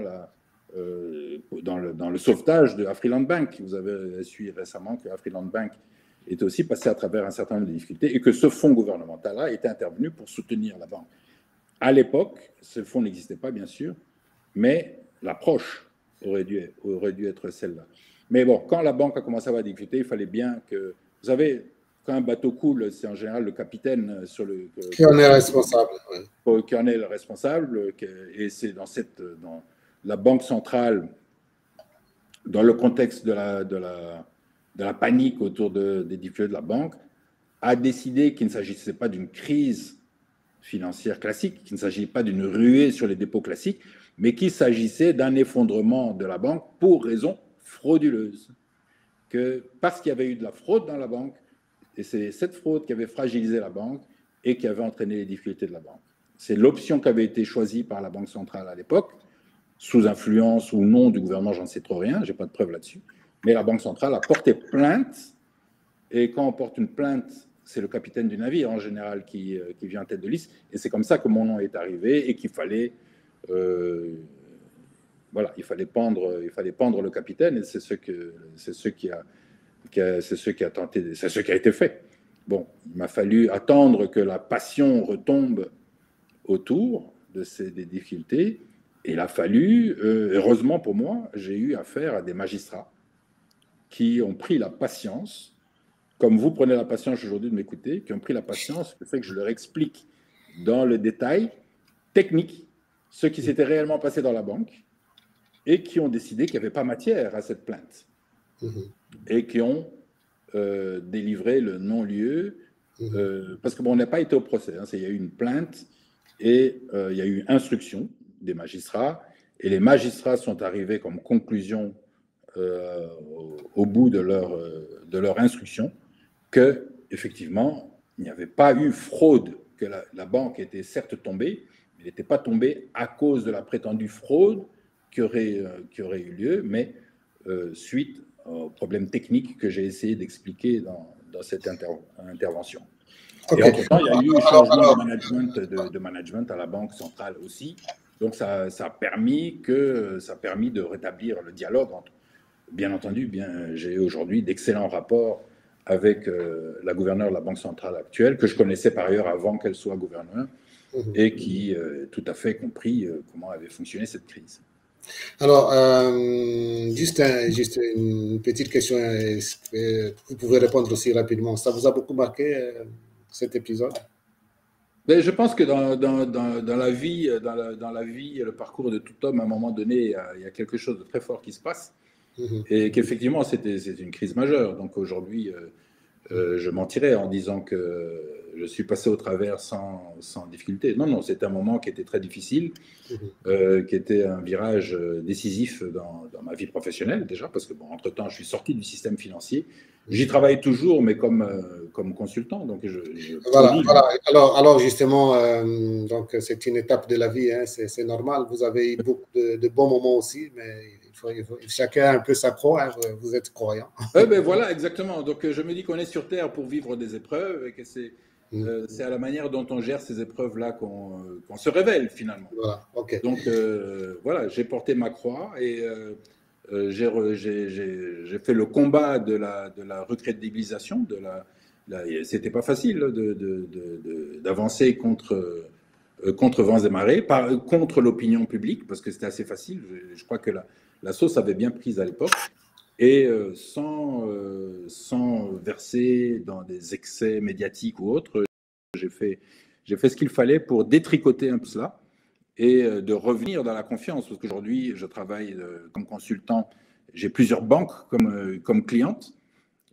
Justement, on arrive maintenant à cette étape-là. L'après-BIAC, c'est une étape. Donc, au lieu que vous puissiez le dire comme ça d'une manière abrégée ou bref. Maintenant, l'après-BIAC, qu'est-ce que Michel Emery Losembe a fait après BIAC? Ben, écoutez, je suis revenu à ce que je voulais faire avant d'entrer dans le système bancaire, c'est-à-dire créer ma propre entreprise. Donc, j'ai créé ma propre entreprise qui s'appelle Chinou Consulting. Et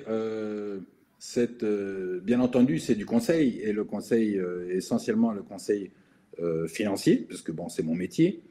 Et il y a plusieurs volets à ce métier-là. Donc, il y a d'abord passer l'autre côté de la barre, c'est-à-dire j'ai passé ma vie comme banquier à recevoir des entreprises qui étaient dans des difficultés, qui avaient besoin de financement et qui ne parvenaient pas correctement à matérialiser leur présentation, d'identifier leurs besoins spécifiques et surtout de réussir à présenter à ceux qui sont censés prendre des risques sur eux, les banques, quelles étaient la meilleure manière de le faire pour être accompagnés par le système bancaire. Donc ça, c'était le premier réflexe. Et je travaille avec plusieurs entreprises de plusieurs secteurs différents, d'ailleurs, pour les aider à restructurer leur présentation financière et l'expression de ces besoins-là et les présentations dans les banques. Deuxièmement, les banques elles-mêmes. Comme je l'ai dit tout à l'heure, c'est un secteur qui est en pleine croissance et qui change très très vite. Les normes réglementaires mondiales en matière de gestion des risques et des gestions de risques de réputation, l'éthique, le compliance, sont en train d'évoluer très très vite et les banques, les institutions financières des pays en voie de développement ont beaucoup de mal à respecter toutes ces normes qui se multiplient de jour en jour. Donc, il faut un accompagnement. Et dans la gestion de risque, j'ai utilisé la crise que j'ai eu moi-même à traverser comme étant, écoutez, messieurs, si vous ne voulez pas qu'il vous arrive ce qui est arrivé à la BIAC, voilà, je peux vous expliquer où sont les faiblesses de votre système pour éviter que ça vous arrive. Donc, j'ai eu l'oreille d'un certain nombre d'institutions financières qui m'ont permis de les conseiller dans ce sens-là. La gestion stratégique également. Okay, il n'y a pas que de la gestion des risques dans le système financier, il y a le développement commercial, il y a l'acquisition de marché, il y a la gestion de la concurrence, il y a l'évolution avec l'arrivée dans le système congolais de grandes banques internationales, et il ne faut pas oublier que j'ai travaillé pour une grande banque internationale pendant longtemps. Et bien sûr, il y a toutes les réformes qui se passent chez nous.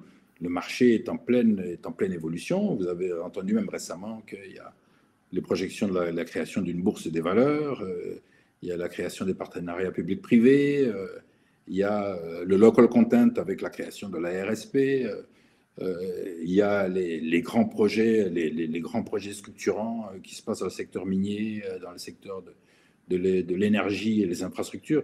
Donc il y a beaucoup de matière pour un financier à s'exprimer, et j'ai créé ma structure pour cela Et ça me permet de faire, comme on dit, cherry pick, c'est-à-dire je choisis vraiment les secteurs où je pense que mon expérience peut apporter une valeur ajoutée. Et ça se passe très bien depuis 7 ou 8 ans que j'ai créé cette entreprise-là. Ok. En tout cas, on est presque arrivé à la fin de l'expérience professionnelle avec ce que vous êtes en train de faire maintenant. Et je crois que maintenant, quand les gens qui nous suivent et les gens qui vont suivre cette émission, ils peuvent maintenant savoir effectivement qui est Michel Emery Losembe, qu'est-ce qu'il a fait comme étude et quelle expérience professionnelle il a et ce qu'il continue à faire. Et je vois que c'est vraiment très important de partager cette expérience et d'encourager aussi les autres. Alors, on jette un coup d'œil encore sur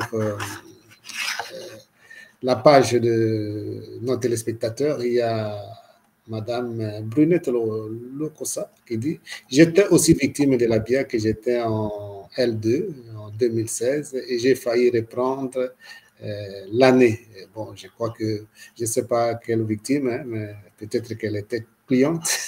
Oui, oui, oui, oui.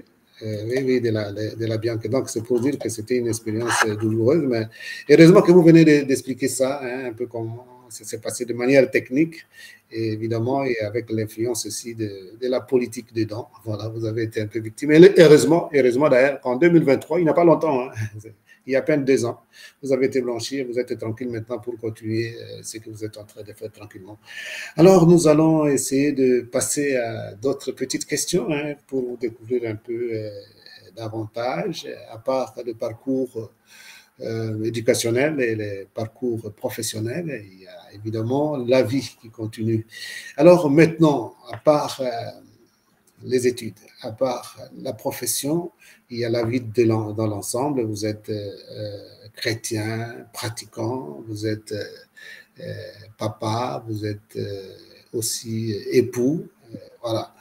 Et quand on met votre vie, on prend votre vie dans son entièreté, et quand vous regardez vous-même Michel Losembe Emery, ou Michel Emery Losembe, et j'en mets le post-nom, puisque ça peut suffire.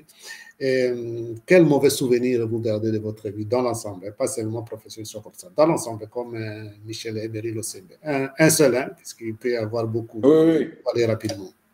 Écoutez, celui qui m'a émotionnellement le plus marqué, c'est la perte de ma mère. J'ai perdu ma mère, malheureusement, des suites d'un cancer en 2011. Et tout adulte que j'étais, j'ai été très fortement déstabilisé et marqué profondément par son départ, bien que bon, sa maladie avait... on aurait pu anticiper cela, mais bon, je ne l'ai pas accepté. J'étais dans un déni total.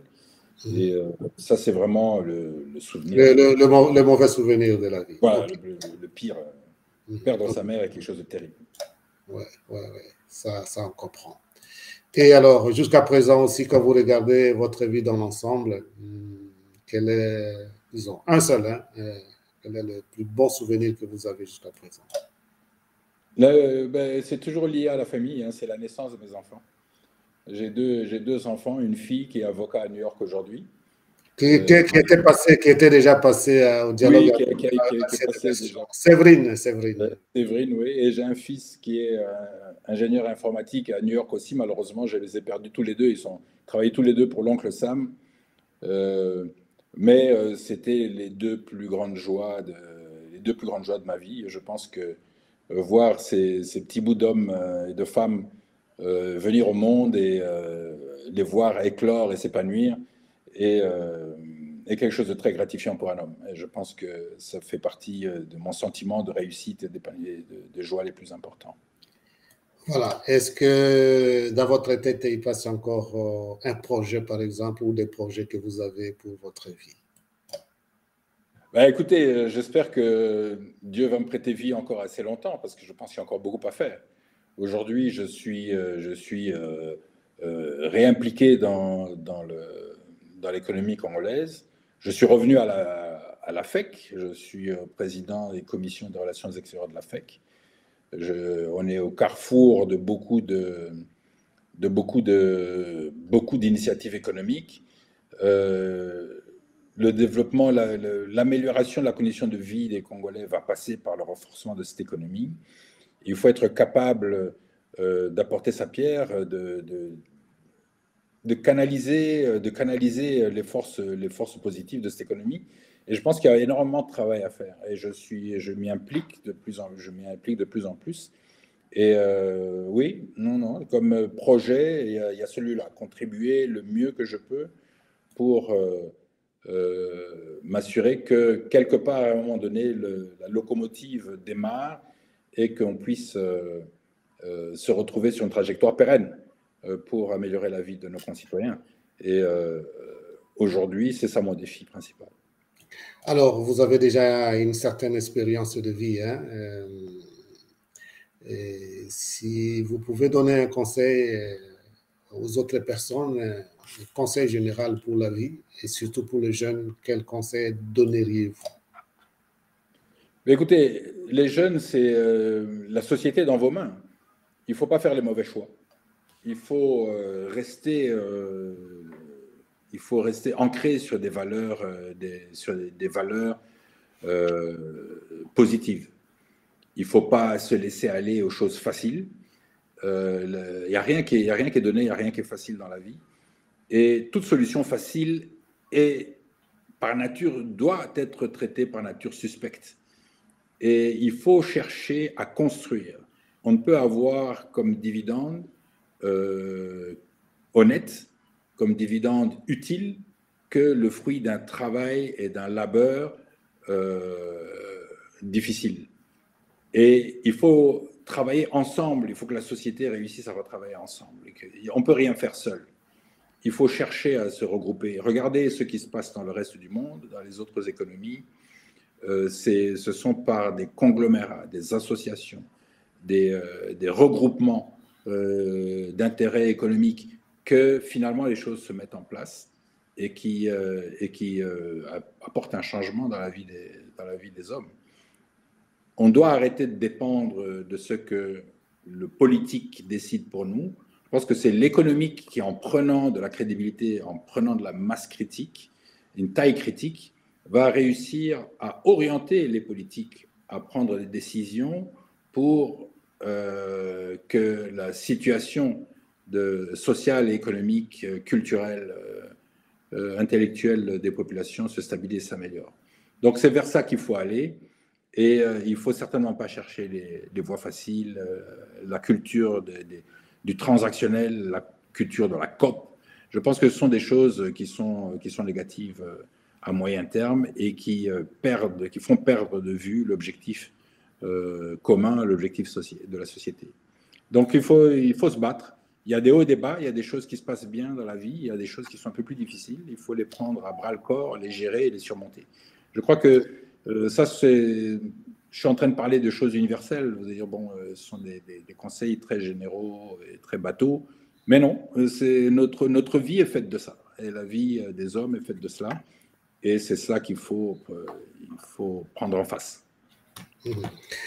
Alors, savez-vous qu'il y a des mots ou des noms dans la vie, quand on cite, ça peut donner ou un sourire ou nous faire tiquer ou nous faire énerver. Ça vous savez, Michel? Bah oui, j'imagine que tout le monde doit avoir... Alors, je vais vous citer un nom, je vais voir seulement votre réaction sans que vous puissiez dire quelque chose. Hein. Je vais juste citer un nom ou un mot, et je vais voir votre réaction sans rien dire. Si je disais par exemple Jacqueline. Bon, c'est ma compagne de vie. Oui, mais là, vous n'avez pas respecté ce que moi j'ai déjà dit, de rien dire. Je ne dois rien dire, d'accord. Je dois simplement faire... Je voulais seulement voir votre attitude. Bon, alors vous n'avez pas bien répondu à ma question, donc c'est un échec. Si c'était en classe, vous aviez échoué à un examen. Voilà. Ok, alors Michel, nous arrivons à la fin presque de notre émission, de ce dialogue avec vous. C'était vraiment une grande joie. Même si nous avons pour certaines choses fait semblant, on a essayé d'être professionnel pour l'émission. Et donc, je vais vous laisser le temps de monologuer. Peut-être que vous êtes un habitué de dialogue avec. Maintenant, je vais vous laisser l'écran tout seul, sans question. Vous allez essayer de monologuer. C'est le miroir, le fameux miroir, où Michel Emery Losembe va parler à Michel Emery Losembe de trois choses: les qualités, les défauts et les conseils. Alors, vous avez le temps pour ça. Et après, sur ce que vous allez dire devant le miroir, donc tout ce que vous allez dire à Michel, et je ne vais pas poser de questions et je vous donnerai après les mots de la fin et puis nous allons continuer l'émission. Alors, je vous laisse seul pour que vous puissiez parler à Michel Emery Losembe de ses qualités, de ses défauts et aussi de lui donner des conseils. Allez. Bon, Michel, il faut continuer à être opiniâtre, croire en ce que tu fais et continuer à te battre pour faire évoluer tes idées et tes actions, comme tu l'as toujours fait, et ça, c'est ton point fort. Il faut absolument que tu réussisses à corriger ton caractère parce que je suis très impatient, je m'énerve et je m'excède trop vite. Et dans la vie, il faut prendre le temps du recul.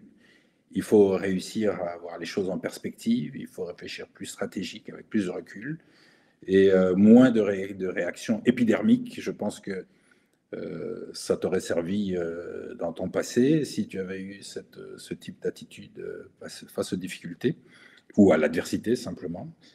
Et comme conseil, voilà, il faut continuer à se battre. Je pense que tant qu'il y a de la vie, il y a des combats à mener et continuer à se donner des tâches qui vous dépassent. Parce que en se donnant des petits objectifs, on fait des petites choses. Il faut se donner des grands objectifs en se battant pour essayer de les réaliser, s'assurer qu'en fait, on fait des choses de plus en plus grandes. Voilà ce que je peux me dire et ce que je me donne comme encouragement chaque matin quand je me rase. Bon, là, ce matin, ce n'est pas le cas, mais quand je me rase, c'est ce que je me dis. Merci beaucoup Michel pour ces monologues. Alors, je vous donne le mot de la fin avant qu'on puisse clôturer l'émission en suivant un peu notre dialogue. Que je vous donne le mot de la fin. Peut-être qu'à travers mes questions, il y a des choses qui ne sont pas ressorties et que vous pouvez ajouter. Mais voilà, mot de la fin. Non, Jean-Pierre, merci beaucoup pour cette opportunité. On avait déjà fait une émission à l'époque du Twitter Space. Je pense que celle-ci vient bien dans la continuité de la première. Je pense que le dialogue, l'émission du dialogue que vous faites régulièrement toutes les semaines est très important, qui permet aux gens de se connaître, aux gens de communiquer, d'échanger des expériences. Et c'est très important. Je suis très content que vous ayez pensé à me réinviter et de pouvoir me donner de l'espace pour expliquer un certain nombre de choses qui, avec du recul aujourd'hui, sont relativement claires. Donc, merci Jean-Pierre, merci Padre, et encore toutes mes condoléances pour les obsèques du pape que je sais que vous allez couvrir demain. J'aurais bien voulu être à Rome pour vivre cet événement de près, de la même manière que j'ai eu cette chance de suivre la messe du pape à la cathédrale, à la basilique Saint-Pierre il y a un an, grâce à l'invitation que vous aviez pu m'obtenir. Donc voilà, on est de tout cœur avec vous pour demain, et encore merci beaucoup, et continuez cette fenêtre que vous ouvrez chaque semaine sur la société congolaise et sur les acteurs qui l'animent, aussi bien politiques, économiques, culturels, et nous vous en remercions beaucoup. Voilà, c'est à moi aussi à vous remercier, Michel, pour votre disponibilité. Nous avons repoussé à plusieurs reprises notre rendez-vous. Maintenant, cette fois-ci, c'est fait. Merci beaucoup de votre disponibilité. Nous remercions aussi tous nos téléspectateurs qui sont toujours fidèles à nos émissions, surtout ceux qui sont intervenus aujourd'hui pendant l'émission. Vous aurez l'opportunité suivre cette émission encore demain au cours de l'après-midi, puisque toute la matinée, nous serons occupés pour autre chose, pour donc couvrir et retransmettre les funérailles du pape François. Donc, vous retrouverez cette émission au cours de la journée demain sur nos plateformes. Pour ceux qui sont encore en pleine journée et qui traversent l'après-midi, disons bon après-midi, et ceux qui sont dans le même fuseau horaire que nous. Et donc, une bonne soirée. Le plaisir était le nôtre de vous avoir avec nous et de suivre le parcours de vie et la vie de Michel Nosembe. N'oubliez pas de vous abonner surtout à notre chaîne YouTube pour ne rien rater de nos émissions et découvrir davantage ce que nous essayons de faire pour vous, pour former, informer. Alors, nous allons nous retrouver, comme on l'a dit, demain, dans la matinée déjà, pour une autre édition spéciale du dialogue avec. En attendant, bonne soirée à tout le monde et bon après-midi peut-être pour les autres. Au revoir et à très bientôt. Merci beaucoup, Michel.